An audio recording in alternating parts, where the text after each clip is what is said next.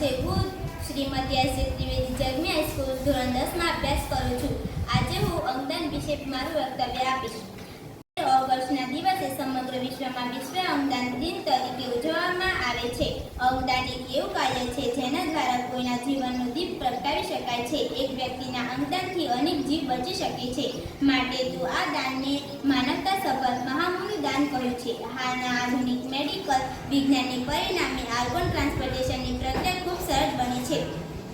દરેક વ્યક્તિ 8 અંગોનું દાન આપી શકે છે, જેમાં 2 કિડની, 2 ફેફસા, લીવર, આંતરડા, સ્વાદુપિંડ અને યકૃતનો સમાવેશ થાય છે। ભારતમાં 1967માં કેમ હોસ્પિટલ, બોમ્બે ખાતે સૌપ્રથમ કિડનીનું ટ્રાન્સપ્લાન્ટેશન થયું હતું। જ્યારે કોઈ વ્યક્તિ અકસ્માત કે કોઈ અન્ય કારણસર બ્રેન ડેડ બને છે, ત્યારે તેના અંગો એના ગયા પછી પણ કેટલાક લોકોને જીવન આપી શકે છે, અને એ શક્તિ ઈશ્વર મેડિકલ સાયન્સના આધારે ડૉક્ટરોને આપી છે, અને એને કારણે આપણે બીજાને જીવાડી શકીએ છીએ।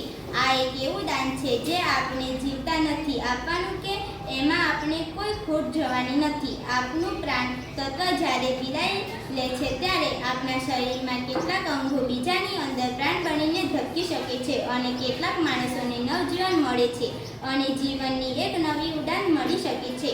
આમાંય આ શરીર આપનું નથી, તે પરમ તત્વનું છે, અને તે તત્વ જોઈને જીવાડવા માંગે તો આપણે અંગદાન દ્વારા જીવાડી શકીએ છીએ। જ્યારે ફૂલનું કોઈ અસ્તિત્વ ન હોય ત્યારે પણ એ અત્તરના સ્વરૂપે રહી બીજાને સુવાસ આપે છે, તો આપણે પણ અંગદાન કરી અને અન્યના જીવનને સુવાસ ફેલાવી શકીએ છીએ।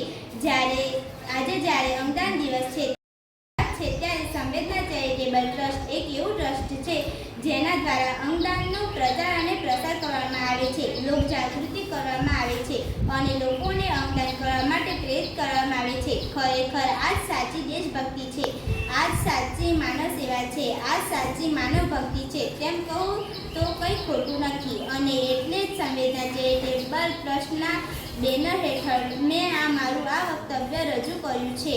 આભાર સંવેદના ચેરિટેબલ ટ્રસ્ટ।